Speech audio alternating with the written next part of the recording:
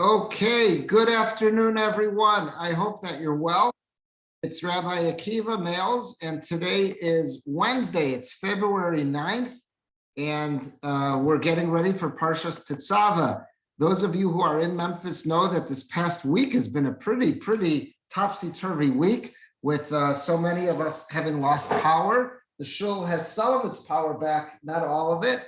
Layla and I, we still don't have our power back. I want to really thank the Kutners for allowing us to stay at their house during this crisis. We can't express adequately how appreciative that we are, and I'm broadcasting to you today live from the Kutners. So a big thank you to Barbara and Alan Kutner for allowing us to stay in their home and dedicate our Torah learning today to them, because again, as I said, this is being broadcast live from there. So thank you very much. I want to share with you a couple of sources that I saw on the Parsha this week that I found to be very meaningful and expanded my understanding of Parshas Tetzaveh. It was a little bit of a challenge putting source sheets together this week. Again, not having power at home, not having power at the shul. That's the computer I normally use to create these source sheets. So I used my laptop for these, my cell phone, my laptop, the Wi-Fi at Starbucks yesterday, and completed that all with some fine tuning at the school's computers this morning before teaching at school. And that's because the school finally got their power back late last night. So there was a little bit more effort than normal that went into these sheets, but it's all good, and I want to share them with you. So let's look at Parshas Tetzaveh. There's something very unique about Parshas Tetzaveh. This is the only parsha in the Torah from when Moshe shows up in Parshas Shemos until the end of the Torah where the name Moshe does not appear. Fascinating, right? Again, let me say that again. This is the only parsha in the Torah. Well, actually, we'll see that there's something else that comes up in Devarim. We'll see the Balaturum mentions, but this is primarily the major section in the Torah where Moshe Rabbeinu's name does not show up from the time he's introduced to us in Parshas Shemos till the end of the Torah. I've heard that often said about Parshas Tetzaveh, but I saw some sources on it this week that really expanded that for me. So let's jump right in. This is the Balaturum that can be found right at the beginning of the Parsha. And let's look at this. This is found in your regular Chumash Mikros Gedolos. The Balaturum writes, V'atot Tetzaveh is going right at the beginning of the Parsha. Lo hiskir Moshe b'zeh haseder. Very unique. Moshe Rabbeinu, his name is not mentioned at all in this entire Parsha. Kol HaChumash, as opposed to the rest of the Chumash. Shemisho shenolad Moshe, from the moment that Moshe was born in Parshas Shmos, Ein Seder Shelo Huskar Bo. There is no parsha where Moshe is not mentioned, chutz mi Mishnah Torah, except there's a section in Sefer Devarim where he's not mentioned. Other than that, this is very unique. Batam, what's the reason? Why is Moshe Rabbeinu not mentioned in this parsha? So he says the reason why he's not mentioned is Mishum Sha'amar, Moshe said in Parshas Kisisa, after the sin of the Egel, of the Cheda Egel, the golden calf, when he was trying to advocate on behalf of Bnei Yisrael, he says to Hashem, if you're not going to forgive them, mecheni no misifracha, then you're just going to have to erase me, cross me out from your book, meaning from the Torah. I don't want to have a mention in here. If you're not going to forgive Klal Yisrael, I don't want to have it said that it was on my watch that I could have davened for them and begged for them to have mercy, and I wasn't successful. Erase me from the book if you're not going to forgive them. That's what Moshe says to Hashem. He says, Macheni no mesifracha asher kasavta. He says, erase me from the sefer, from the book which you've written. Uklilas chacham, and the curse of a chacham, of a real Talmid chacham, someone who's such a giant, a spiritual giant like Moshe. Afilu al Tanai, even if it was given on Tanai, it was given with stipulations and conditions. Bav and iskayim bezeh. In some degree, it still has to be fulfilled. So since it still, to some degree, has to be fulfilled, then that's how it was going to be fulfilled. It was fulfilled because of the fact that Moshe Rabbeinu, his name was erased. His name was erased from this, from some section of the Torah. Which section? Right here in Parshas Tetzaveh. That's what we're told in the Balaturum, is that since Moshe Rabbeinu in Parshas Kisisa says, if you do not forgive Bnei Yisrael, then cross me out, erase me from your book. So even though that was said on condition, he told Hashem that, if you don't forgive Klal Yisrael, erase me. And we know Hashem did end up forgiving Klal Yisrael, did forgive the Jewish people. But nonetheless, the words and the will of a Talmid Chacham like Moshe Rabbeinu's stature, since it was stated, nonetheless, it has to be fulfilled to some degree. And how's it going to be fulfilled? That in this parsha, Moshe's name is not found. That's what the Balaturum tells us. I want to share with you two pieces that expand on this in the Tosefes Bracha. I've been quoting him a lot this year, and that's because, as I mentioned in the past, Leila gifted me with a set of this Tosefes Bracha, and I've been enjoying looking at it at the Parsha. So again, the Tosefes Bracha was written by the same author as the Torah Tamima of Baruch Halevi Epstein, and here's what he says here. He's two pieces on this. Let's see the first one. Parshas Tetzaveh. Davar Yaduahu, it's well known, ki mispara parshios, sidros. What are the number of the parshios in the Torah? There are 54 parshas in the Torah. And how do they break down for each book, each one of the 5 books of the Chumash? B'sefer Bereshis Yud Beis, there are 12 in Bereshis. B'sefer Shemos Yud Aleph, there's 11 in Shemos. B'sefer Vayikra Yud, there are 10 in Vayikra. B'sefer Bamidbar Yud, and Bamidbar there are 10. B'sefer Devarim Yud Aleph, and there are another 11 in Devarim. If you add that all up, that gets you 54 parshios. Aval B'sefer HaZohar, in that great Kabbalistic work, the Zohar, which are the teachings that are attributed to Rav Shimon Bar Yochai, the great Tana, Uvekama Sifra Mekubalam, but not just in the Zohar, in other Kabbalistic works. Nechshav HaMispar HaKolel Chamishim V'Shalosh. They all talk about the fact that there are 53 parshas in the Torah. Gam Nosnu Siman Ladavar, and they said there's an allusion to this. The word Gan Elokim in Yecheskel. Gan is the numerical value of 53. Gan is Nun is 50 and Gimel is 3. So Gan, the garden, is 53. So Gan Elokim, the Chumash, the Chamisha Chumash Torah, the garden of God, or Gan Eden, the garden of Eden. The Vilna Gaon also makes this remark that he gives this siman, this sign for how do you know how many parshios there are in the Torah? 53. He uses the word gan, b'sefer Bereshis Upala. But he says this is astonishing because if you add it up, there's really 54. So how did all the Mekubalim, all the great Kabbalists, and the Vilna Gaon, the most recent one of them, they all talk about this idea that there are 53 parshios in the Torah when we know there are 54. How do you understand this? So Rav Baruch Halevi Epstein suggests as follows. The Karov Lefaresh Tamadavar. Here is my idea. I'm going to take a stab at it. Mishum ki yadua, it's well known. B'chol Parsha Tetzaveh lo nizkar shmo shel Moshe. Moshe Rabbeinu's name does not appear in the entire Parsha of Tetzaveh, our Parsha this week. This is absolutely unique in the entire Torah. Mi Parsha Shemos ad achar Parshas V'zos HaBracha. From Shemos until V'zos HaBracha, you don't have a Parsha without Moshe's name. So I'm going to explain, I'm going to expand on this in a little bit. But he says, what do we see right away? That in Parshas Tetzaveh, Moshe Rabbeinu's name does not show up. Therefore, perhaps out of respect to Moshe Rabbeinu, we don't want to take away from the fact that his name, from when he shows up in Shemos until the last Parsha, Zos HaBracha, Moshe is the primary protagonist in all the Torah. We don't want to detract from that dignity.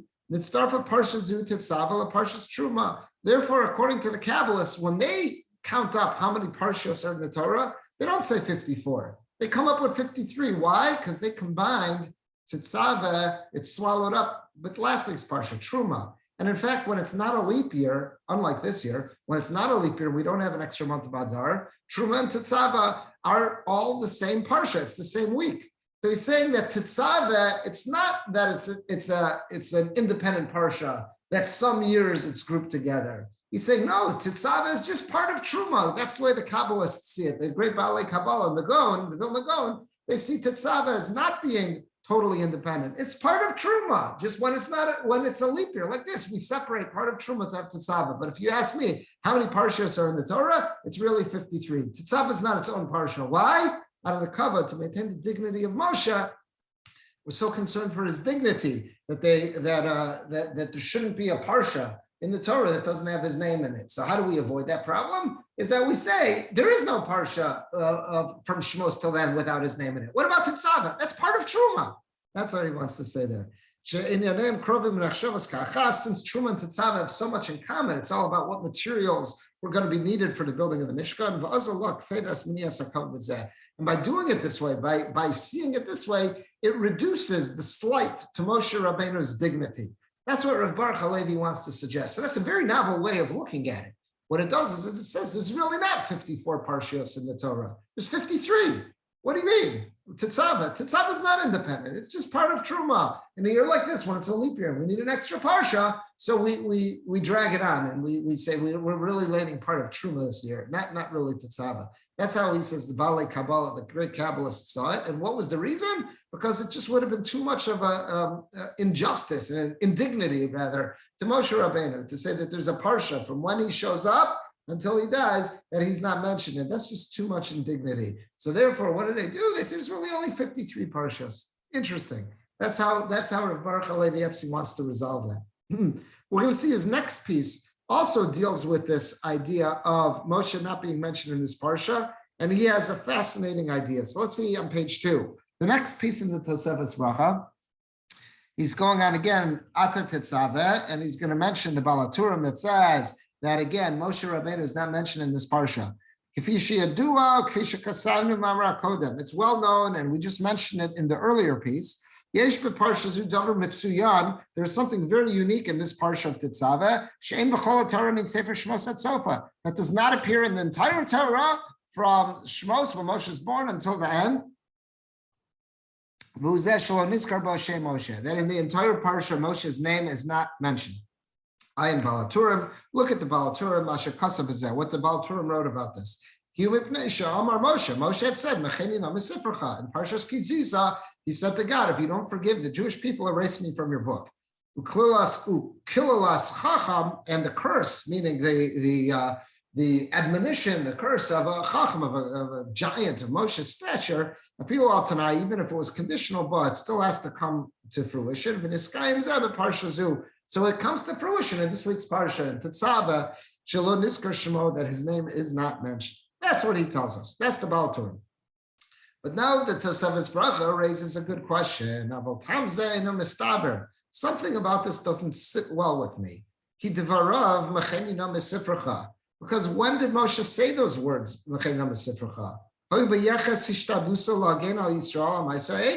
That's when he was trying to defend Bnei Yisrael, defend the Jewish people after they sinned with the golden calf.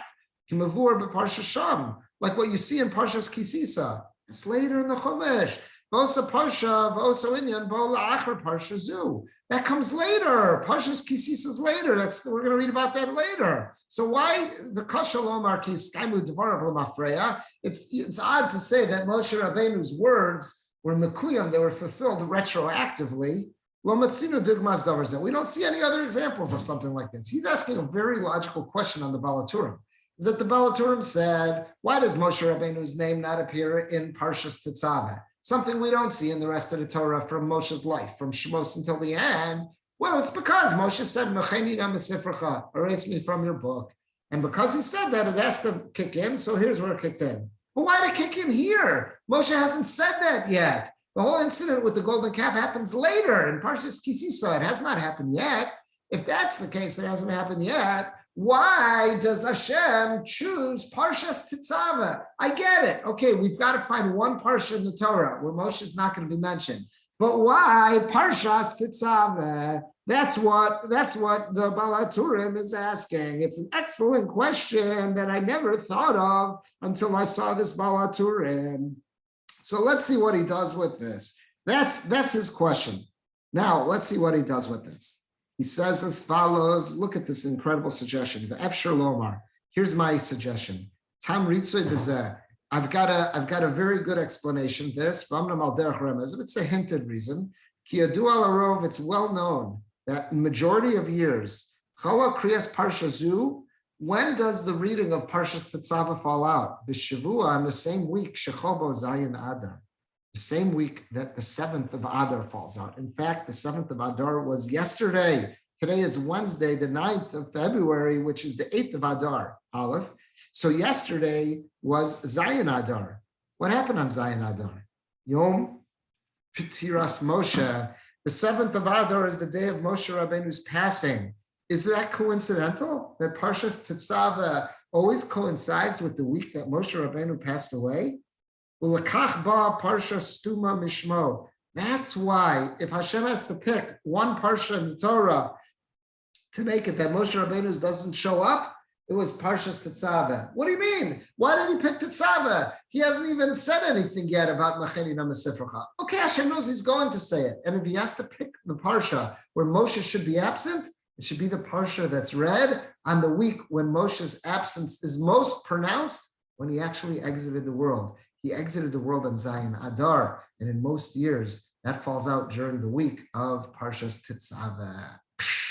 I thought that was so fascinating. I've never seen that before. And I thought that was very, very fascinating. And just yesterday was Zayin Adar. And that explains it. So look, that's how he's making sense on the Balaturum. I thought that was fascinating. But as fascinating as that is, I'm going to take it to another level. Because the Balaturum, okay, let's just back up a step here. The Balaturum literally means the author of the Tur. The main work that he was known for was the Tur Shulchan Aruch. The Tur was an earlier version of the Shulchan Aruch, a code of Jewish law. The Tur was what gave him his real fame. His name was Rabbi Yaakov, the son of the Rush, the great Rabbeinu Asher. So the Balaturum, the author of the Tur, he wrote this commentary that we find in our Mikros Gedolos Chumash that everyone calls the Balaturum, but that's actually a shorter version of a longer work that he wrote. I have at home a sefer called Perush HaTur HaAruch, the longer version of the Tur's commentary. For some reason, he must have written two versions. He has a longer version and a shorthand version. His shorthand version is what's printed in Mikros Gedolos. He has a longhand version as well. And this week, I saw something I never saw before. I'm going to share with you. I'm going to share with you his longhand version. He gives two pshatim. He wants to explain why does Moshe Rabbeinu's name not appear at all in Parshas Tetzaveh? And you'll see his first answer is exactly what he gave in the shorthand version. But then he gives a second answer. Let's look at him. I've got it right there. Perush HaTur HaAruch ala Torah. So this is the longhand version of the Tur's commentary to the Torah. Vatat Tetzaveh. Lo Hiskir Kan Moshe b'Shem. He says Moshe is not written here by name. Why? Al Shem Sha'amar, because he says in Parshas Kisisa Macheni Namasifracha. Erase me from your book. Because the klala of a chacham is taken seriously, even if it was on Tanai, it was conditional, it still has to kick in somewhere, so this is where it kicked in. Okay, that was what we saw in the Balaturum in the Chumash, in his shorthand version. And that's where you have the Tosefes Bracha, or Baruch Alevi Epstein has this question. Great, okay, you got to pick one parsha in the Torah to take Moshe's name out of. Okay, I get it, because he said Mecheni Namasifracha. But why'd you pick Parshas Tetzaveh? So the Tosefes Bracha had a great suggestion. He says, because in most years, this is the year when Moshe's absence, this is the week rather, when Moshe's absence is most felt. So it made sense to take him out of this week's Parsha. Okay, but let's look at the second answer that the Tur himself gives. And this answer, you'll see, explains beautifully why was it that Hashem picked Parshas Tetzaveh for this. This is absolutely amazing. Look at this. But there's a second reason why Moshe does not appear in Parshas Tetzaveh. Is that the main thrust, how the Parsha begins, is talking about all the beautiful clothing that were made for Aaron, the Kohen Gadol, and the other Kohanim, the regular Kohanim, l'chavod v'siferes. These were beautiful clothing that were meant to instill dignity and honor on the ones who wore it, and everyone who saw it would say, wow, those are very chashuv, those are very, very important items of clothing. And that's what's dealt with in this Parsha. Moshe, what do we know about Moshe? Moshe asid lios Kohen Gadol. In the original plan of things, Moshe was supposed to be the Kohen Gadol. Vayolo agimas nefesh lazkiro eitzel habagadim. and it would cause him some type of pain if he saw his name mentioned in the Parsha, where those clothing of the Kohen Gadol are discussed. It's la begadim, when those clothing are discussed, lo, they were initially meant for him, but they were taken away from him and given to his brother Aaron. This is referring back to a medrash that Rashi quotes at the incident of the burning sneh, of the burning bush. By the sneh, when in Parshas Shemos, when Hashem appears to Moshe, and he says to Moshe, I've got a mission for you. I need you to go down to Egypt, and you're going to be my sholiach, you're going to be my agent, to tell Paro, it's time to let my people go, and you will lead them out. And Moshe does not want this mission. He says, Shlach b'yad asher tishlach. He says, send them in the hands of the one who you normally send, meaning my brother Aaron is already a leader. He's the one who's most suited for this. Please give this mission to my brother Aaron. I don't want to step on his toes. And Hashem keeps saying, no, I've got my reasons and I'm choosing you for this mission. And Moshe keeps saying back, no, I don't want to give it to my brother Aaron. That's what he keeps saying. And finally, Hashem says to him is that your brother Aaron Halevi is actually coming to see you and he's happy for you. That's what Hashem tells him.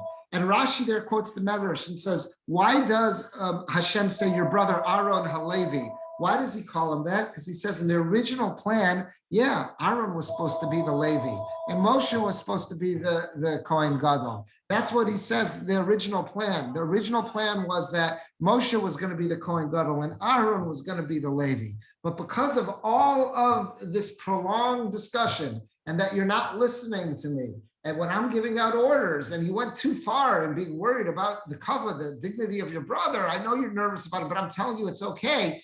You went too far and it is going on too long. There was a knas, there was a penalty that was placed on Moshe, that he was demoted. Where he should have been the Kohen Gadol, he ends up being a Levi. Moshe is the Levi, Aaron becomes the Kohen Gadol. That's what ends up happening. So the Balaturum is saying in the second answer, you know why Parshas Tetzaveh is chosen as the Parsha where Moshe's name does not appear?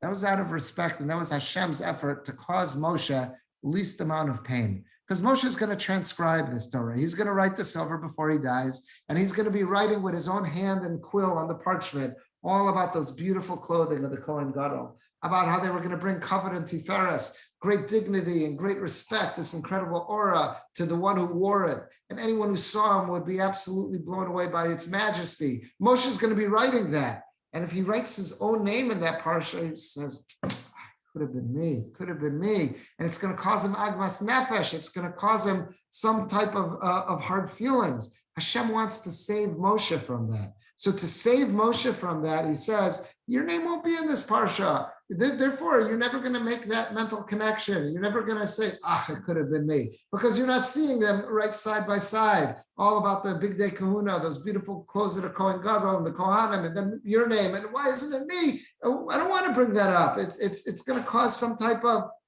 heartache. I don't want to do that. So this is the week. This is the parsha where your name will not be. That's the second answer that the Balaturum gave in his lengthier explanation. What's beautiful about that is that, number one, now you don't have the Tosefes Brachos question. Yes, he did a great job. He explained, why is there one parsha in the Torah where Moshe's name does not appear? And why is it Parshas Tetzaveh? Because again, it's not that he's being penalized because he said, Macheni na misifrecha. That's the first answer. But there's a flaw in the first answer. Why Parshas Tetzaveh? To which the Tosefes Bracha has to offer a whole new answer. This beautiful idea, that cool connection, that it's the Parsha that's read the week of Moshe's passing. So that's where it makes sense to have his absence. But now he gives a second answer to the Balaturim in his lengthier version. He says, why is Moshe's name not in this Parsha? Not because of a penalty of Macheni no misifrecha, but because of a very practical reason. Hashem was trying to cause him to feel less regret, less anguish. He shouldn't be depressed. He didn't want him to feel any depression. And how does he do that? By not having his name in the parsha that's going to be talking about the grandeur of the way that the Kohen Gadol dressed. What a beautiful idea. But that also tells us that Hashem is going out of his way to be so sensitive to Moshe Rabbeinu. And how, if Hashem is so sensitive to the feelings of Moshe, of course, how sensitive we have to be to the feelings of others. I thought that's very, very interesting. I want to share with you something else that's fascinating in this parsha, and this is at the end of the parsha. All the way at the end of the parsha, it's in Perek Lamed, chapter 30, we see the Mizbayah HaZahav. We see the golden Mizbayah is mentioned. The golden Mizbayah was placed inside the Kodesh, inside the sanctified section in the Heichal, in the Kodesh section of the sanctuary, you might say, in the Mishkan. It was in the same room that had the menorah, in the same room that had the shulchan, the golden table that had the lechem apanim, the showbread on it. All of our commentators are bothered by the following question. Why is it mentioned here? This is out of place. Last week's Parsha in Truma, that's where we dealt with the kalim, the utensils that were needed for the Mishkan to function. That's where the golden Mizbeach should have been mentioned. And it should have been mentioned in the same area where we were discussing the menorah and the shulchan, because they shared a room together.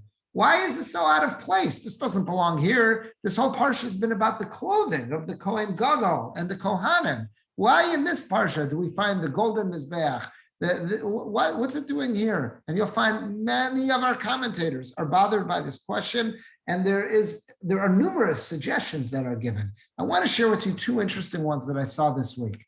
The first is from the Sefarno, one of our great Rishonim, and he has a very practical answer. Let's read it together. He says, Mizbeach Miktar Ketoras.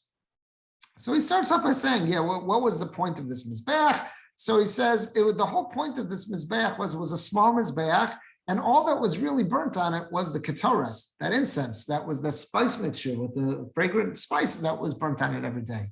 She asked it just needed a little bit of fire, like ketoras bovad, just to burn the ketoras, to burn that incense, the formula. It doesn't have to be all hollowed out and filled with earth like the outer mizbeach. So it doesn't need all that much space, and it doesn't have to be filled with earth, because that mizbeach outside, that was a heavy duty. In the courtyard, that was heavy duty. There was always going to be fires burning on it for all the korbanos and the ola. So that one had to be a huge structure, and it had to be filled with earth inside of it. This is a much smaller one. It's made out of pure gold, and that's just because of the fact that it was only burning ketoras. It was just burnt on the outer part of it that was gold. Okay, so the inner mizbeach was made of wood that was covered with gold. So it says there wasn't enough flame that posed any danger to that. The one that was outside, that one had copper, and that was going to be filled with earth, because that was going to be a huge amount of flame on there. This one's a much more. Okay, that's what he does. Now let's see what he does on the third line towards the end. This, interestingly enough, this Mizbeach was not mentioned where we think it should have been, with the other kalim, with the other utensils of the Mishkan that were mentioned in Parshas Truma.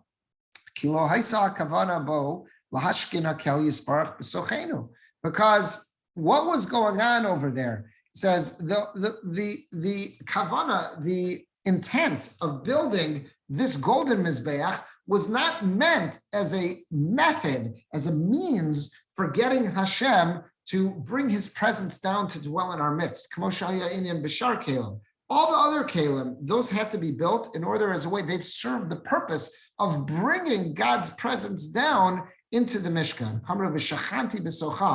Over there, God said, by everything in Parshas Truma, Vasuli Mikdash v'shachanti b'socham, build for me a Mikdash, and then I will have my presence come down and dwell in your midst. Meaning, those are prerequisites. Without those items, I can't come dwell in your midst. He's saying that was not the purpose of the Mizbeach HaZahav, the golden altar that burned the Ketoras on. It was not needed for Hashem's presence to come down in our midst.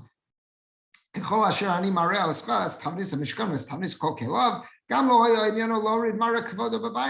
did not serve the role of being a conduit for causing God's presence to descend and come down into the Mishkan. That, like we said about the Karbanos did. Like what the Torah says, I will make myself known there to the Jews.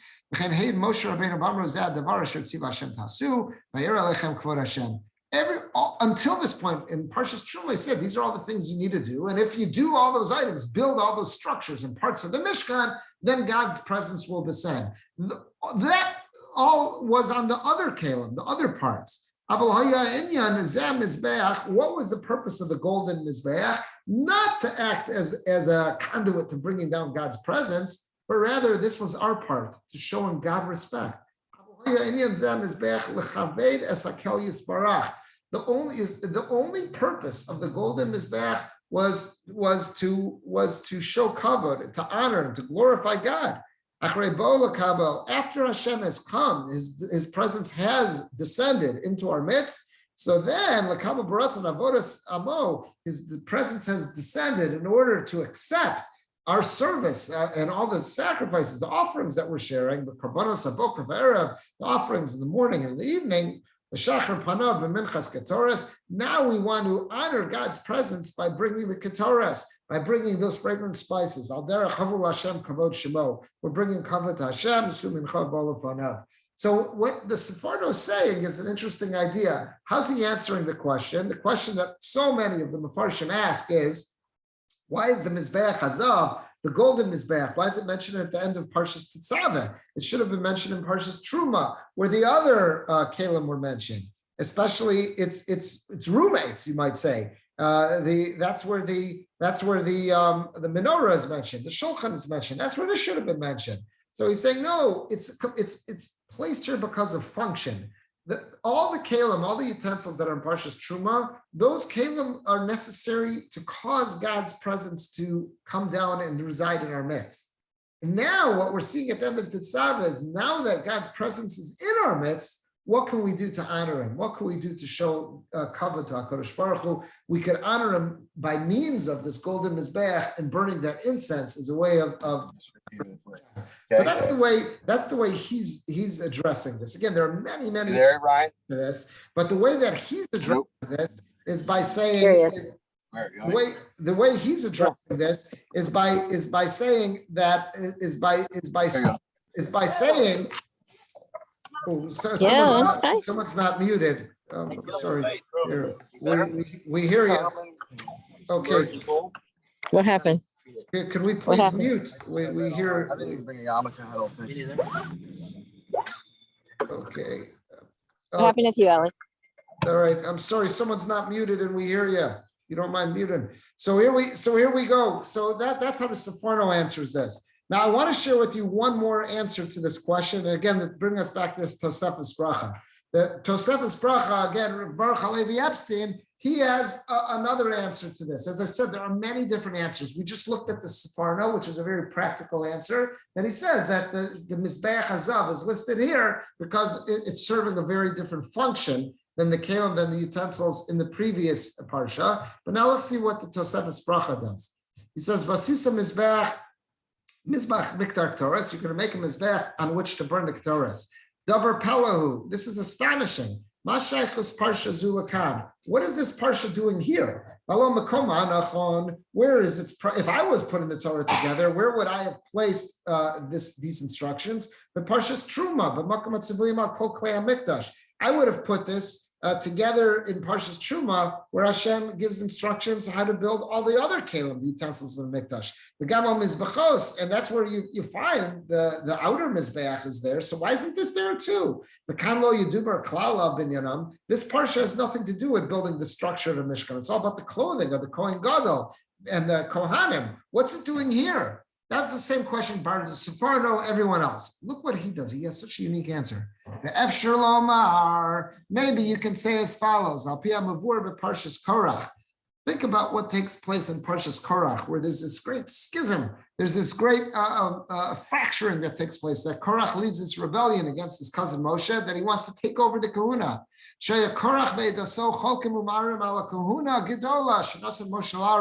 Is that Korach was arguing, saying that it's not deserved to be the Kohen Gadol. I want that position. What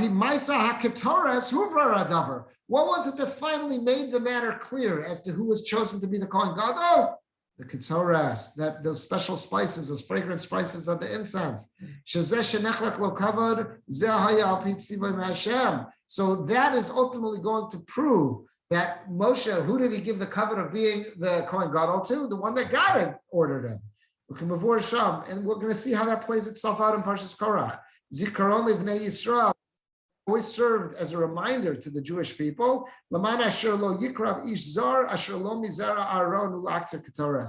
that after the incident of Korach, that served as an awesome reminder, is that nobody other than Aharon and the Kohanim are to be bringing the Ketoras. Yan, so it comes out, Kikan Parsha, in this Parsha of Tetzaveh, Niskadesh Aaron Bekahuna Gedola. This is where Aharon is being inducted, you might say, to become the Kohen Gadol. So Ba'akan Mitzvahs Binyan Mizbeach HaKatoras. This is exactly where the Mizbeach HaKatoras needs to be. La'aros, to teach us, Ki al Yedei HaKatoras, that they go hand in hand, that it's through the Ketoras, Nisparer Adavar, that'll always serve as the proof to the matter, Shemina Shemayim Zichu La'aron Kahuna Gedola, that it was from heaven, it was from God that Aaron merited to have the position of being the Kohen Gadol. Nobody's allowed to argue. So the Tosefes Bracha is suggesting as follows. Another answer as to why the Mizbeach HaZahav is in this week's Parsha. Amongst all the other answers, he says, here's something else. This is exactly where it belongs. Because the Mizbeach HaZahav is the place where the Ketoras is brought. That's what the Pasuk says. Vasisa Mizbach Miktar Ketoras. The whole purpose of this is to bring the Ketoras on it. And that's the main function of this Mizbeach. If that's the function of Mizbeach, that's the place where Ketoras is brought. This is exactly where it belongs in the Parsha of where it's designating what's unique about the Kohen Gadol, saying that this belongs to the Kohen Gadol. This is not for anybody else. This is the domain of the Kohen Gadol. And in the Parsha, it introduces us to those special, unique clothing that only the Kohen Gadol was to wear. That's the Parsha where we need to have the Mizbeach HaKetoras, the Mizbeach HaZav, the golden altar, that only the Kohen Gadol is supposed to, or I should say the Kohanim are going to utilize. Other Kohanim could bring the Ketoras throughout the year. Yom Kippur was just a Kohen Gadol, but the other Kohanim can bring it throughout the year, but they're all Mizera Aaron. They're all from the offspring, the lineage of Aaron. So they're linked hand in hand.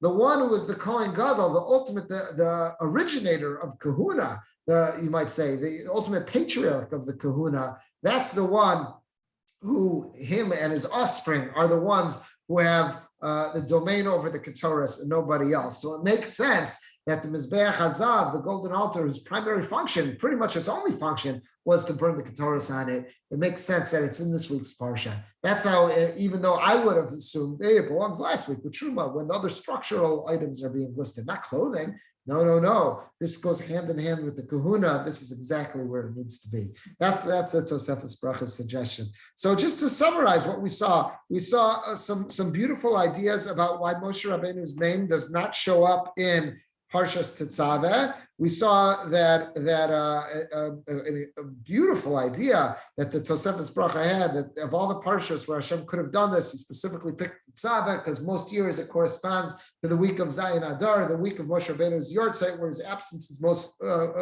profoundly felt. So that's why it makes sense to have it in this Parsha. We saw a second answer from the Balaturum. Why Tetzaveh? Because this is the week that the clothing and everything that's unique about the Kohen Gadol is going to be discussed. So Hashem didn't want to cause Moshe to be depressed if he would be writing his name after it. He said, it could have been mine. Therefore, he left it out over there. It's a second beautiful idea. And then we saw this last idea about that the Mizbeach HaZav, the golden altar, is mentioned in this week's Parsha, where all logic would have indicated, I would have thought it belonged in last week's Parsha. So with this, we shared two ideas. One from the Sepharno, that it was a practical reason why it's here based on its function. And a second one from the Tosefes Bracha, that Hashem was trying to show, this goes hand in hand with the Kahuna, the Kahuna Gedola, is that whoever was the Kohen Gadol, that's who the Kohanim come through, and they're the ones who are entitled to bring Ketoras, nobody else. So it makes sense why they are grouped together. Those are the ideas that we saw this week. I hope that these ideas can enhance all of our appreciation for Parshas Tetzaveh. I know it definitely increased my appreciation. I hope that you gained from this as well. I'm going to stop the recording now. If any